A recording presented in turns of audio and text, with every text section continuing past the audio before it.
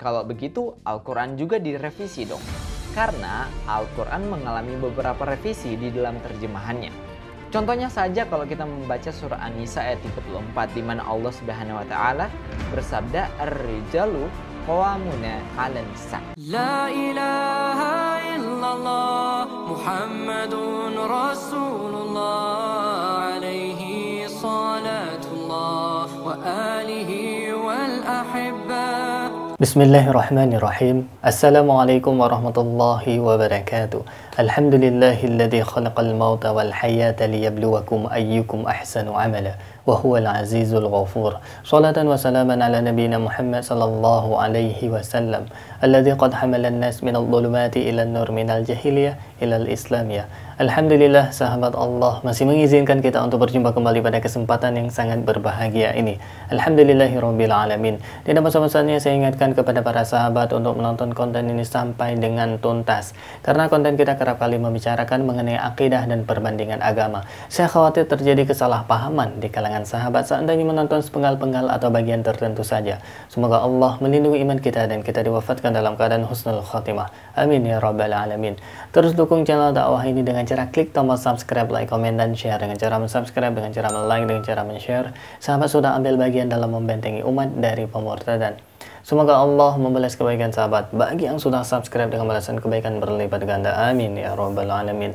Baik sahabat, konten kita pada kesempatan yang sangat berbahagia ini kita akan menjawab salah satu kekeliruan yang dikemukakan oleh salah satu umat tetangga sahabat. Dia membandingkan revisi kitab suci umat Islam ataupun Al-Quran itu pernah direvisi sebenarnya sahabat.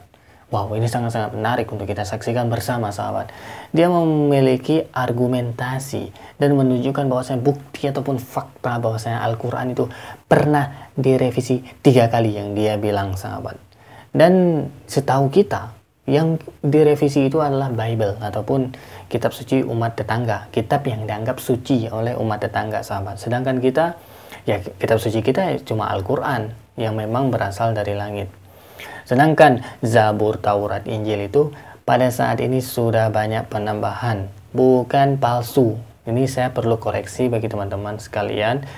Zabur, Injil, Taurat itu bukan palsu saat ini, tapi sudah ditambah ataupun tidak lagi autentik, tidak lagi murni sebagaimana yang Allah turunkan.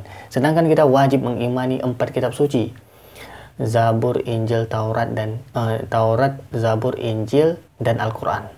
Dan sekarang yang perlu kita jalankan dan imani adalah Al-Quran. Karena Al-Quran masih dijaga. Dan itu sudah menjadi ketetapan Allah bahwasanya Allah akan menjaga kitab suci Al-Quran. Baik sahabat, sebelum kita komentari lebih jauh, kita akan melihat dulu argumentasi dari Babang ini. Dia mengatakan bahwasanya Al-Quran juga pernah direvisi. Baik, ini dia cuplikan videonya. Pada kesempatan kali ini kita akan membahas mengenai apakah Alkitab kita, Injil kita sudah dipalsukan karena setiap saat, setiap detik katanya selalu saja direvisi. Nah, kalau permasalahan dari teman muslim kita adalah perevisian terjemahan bahasa Indonesia, bahasa Inggris, atau bahasa Arab yang tadi aku bacain, jelas Al-Quran juga mengalami hal yang sama. Kalau begitu, Al-Quran juga direvisi dong. Karena Al-Quran mengalami beberapa revisi di dalam terjemahannya. Contohnya saja kalau kita membaca surah An-Nisa ayat 34 di mana Allah Subhanahu wa taala bersabda ar-rijalu qawwamuna 'alan nisa. Di mana kalau kita melihat di dalam terjemahan tahun 1990, kata qawamun ini diartikan sebagai pemimpin. Kalau kita lihat pada edisi penyempurnaan 2002, kata qawamun jadi pelindung. Kalau kita lihat pada penyempurnaan 2019, kata qawamun jadi penanggung jawab. Artinya di dalam terjemahannya sendiri selalu saja ada perbedaan dan selalu saja direvisi. Tetapi apakah dengan penggantian arti kata qawamun itu digantikan? Tidak. Demikian juga dengan Alkitab, terjemahan kita selalu saja pasti akan kita revisi. Kenapa? Karena itulah tujuan dari terjemahan, supaya orang yang membaca teks aslinya bisa memahami lewat terjemahan. Dan kita tahu bersama bahwa bahasa itu adalah hal yang dinamis, artinya selalu berubah. tahun 1990, tahun 2000, tahun 2022, bahasa Indonesianya tetap masih bahasa Indonesia, tapi gayanya pasti sudah berbeda dari masa ke masa. Oleh karena itu, kita butuh untuk merevisi terjemahannya. Tapi, apakah dengan merevisi terjemahan-terjemahan tersebut, kita memalsukan Alkitab kita? Jawabannya adalah tidak. Kita memiliki teks asli yang masih utuh, yang masih sama dari semulanya sampai sekarang. Dan jumlahnya adalah 5.366 manuskrip. Dibandingkan dengan Al-Quran, Al-Quran hanya memiliki sekitar 7 manuskrip saja. Kita memiliki 5.366 manuskrip, di mana beberapa manuskrip diantaranya hanya berjarak belasan tahun dari kematian Yesus. Kalau Al-Quran jelas berjarak sekitar beberapa puluh tahun, bahkan ratusan tahun dari kematian Nabi Muhammad. Karena kita tahu bersama bahwa Al-Quran, teks-teks Al-Quran pernah dibakar oleh Utsman. Untuk apa? Untuk menyeragamkan semua Al-Quran. Jadi yang belum tahu, teks-teks atau manuskrip-manuskrip Al-Quran yang lain itu sempat dibakar oleh Utsman untuk penyeragaman, untuk supaya Al-Quran itu seragam. Dan jelas dalam kekristenan kita tidak melakukan hal demikian. Membakar kitab suci, membakar tulisan-tulisan suci itu adalah hal yang diharamkan di dalam Yahudi dan Kristen. Tapi meskipun kita memiliki 5.366 manuskrip dan jarak yang sangat-sangat dekat dengan peristiwa, bahkan akurasinya sangat-sangat tinggi, Alkitab kita masih saja dibilang palsu. Tapi it's okay, itu kembali kepada pemikiran kita sendiri. Apakah kita mau percaya dengan bukti yang empiris, bukti sejarah yang ada, atau kita mau percaya saja apa yang dikatakan kepada kita dan imani saja. Shalom alaikum bishim yuswamasiya. Assalamualaikum warahmatullahi wabarakatuh. Salam sopan santuy. Dadah. Baik sahabat, kita sudah mendengarkan pemaparan ataupun argumentasi dari Babang ini sahabat yang membela Bible. Nah, saya pikir ini sahabat tidak apple to apple. Kenapa? Karena Al-Quran memiliki bahasa aslinya, yaitu bahasa Arab yang dikenal dengan Mushaf Utsmani. Kita memiliki teks asli, teks Arab yang memang bahasa pertama yang Allah turunkan dari langit sahabat sebagai firman-Nya. Kemudian yang direvisi-revisi itu merupakan tafsir ataupun terjemahannya, tafsirnya untuk mencapai maksud ataupun untuk memperoleh makna yang paling mendekati. Seperti dalam konteks ini qawamun. Qawaman itu bisa berarti pemimpin, bisa berarti pelindung ataupun penanggung jawab. Dan ini memang mendekati maknanya. Bisa kita sebutkan sinonim. Pelindung, pemimpin, penanggung jawab ini merupakan sinonim.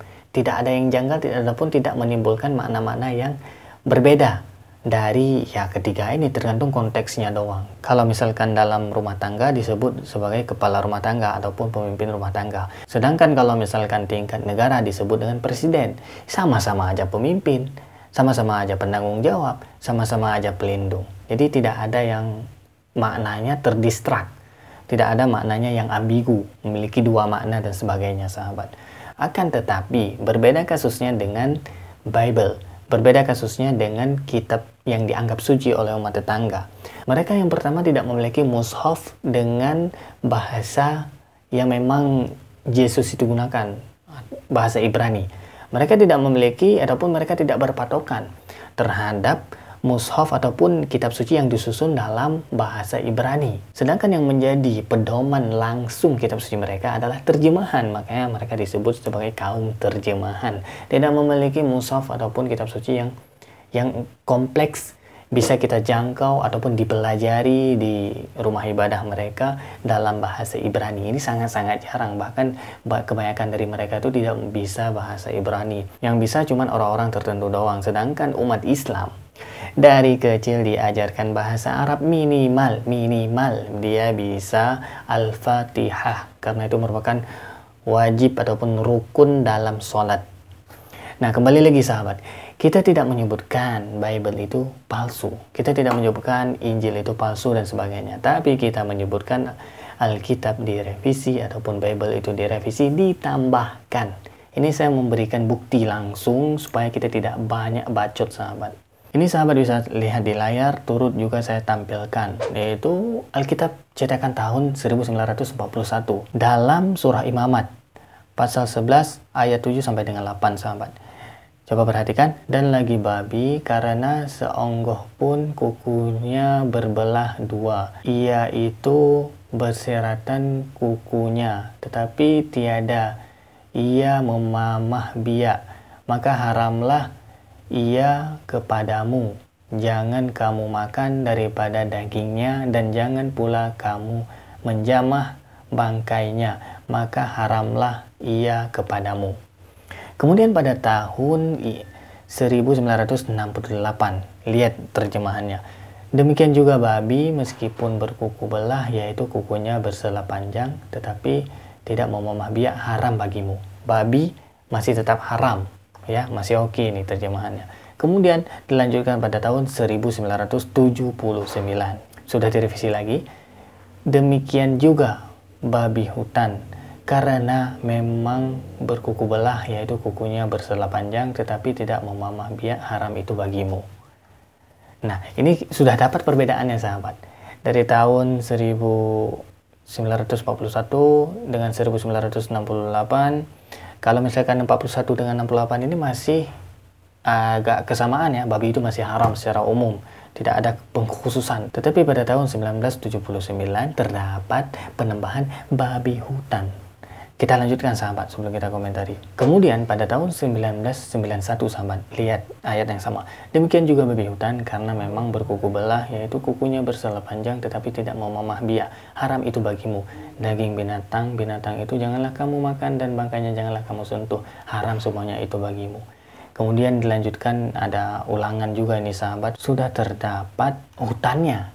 Ini kan udah menimbulkan makna yang ambigu. Yang diharamkan doang babi hutan, sedangkan babi yang diternak itu halal bagi mereka. Inilah dasarnya mereka bisa memamam babi sahabat, pork. Baik sahabat, inilah perbedaannya sahabat. Yang satu tidak memiliki mushaf ataupun kitab yang dikaji, kitab suci yang dikaji dalam bahasa aslinya yaitu bahasa Ibrani, sedangkan kita punya bahasa Arab, bahasa yang diturunkan kepada Nabi Muhammad SAW di Arab. Kemudian sahabat, kitab suci kita itu yang direvisi ataupun itu merupakan tafsir ataupun terjemahannya untuk mencapai makna-makna yang memang mendekati dari makna aslinya pemimpin, dan itu tidak menimbulkan makna yang ambigu ataupun terdistraksi. Demikian yang dapat saya sampaikan sahabat. Bagi sahabat yang mau berdiskusi, tolong drop di kolom komentar apakah Anda sepakat dengan saya ataupun Anda sepakat dengan babang yang sebelah sahabat. Baik, demikian yang dapat saya sampaikan, yang baik datangnya dari Allah, yang salah murni dari keterbatasan ilmu saya. Mohon dipermohon maaf dan saya mohon ampun kepada Allah Subhanahu wa taala. Terus dukung channel dakwah ini dengan cara klik tombol subscribe, like, komen, dan share. Dengan cara mensubscribe, dengan cara like, dengan cara men-share, sahabat sudah ambil bagian dalam membentengi umat dari pemurtadan. Semoga Allah membalas kebaikan sahabat bagi yang sudah subscribe dengan balasan kebaikan berlipat ganda. Amin ya rabbal alamin. Terima kasih bagi yang sudah menonton. Hadanallah wa iyyakum ajma'in. Khairul kalam. Assalamualaikum warahmatullahi wabarakatuh. La ilaha illallah Muhammadun Rasulullah alaihi salatullah wa alihi wal ahibba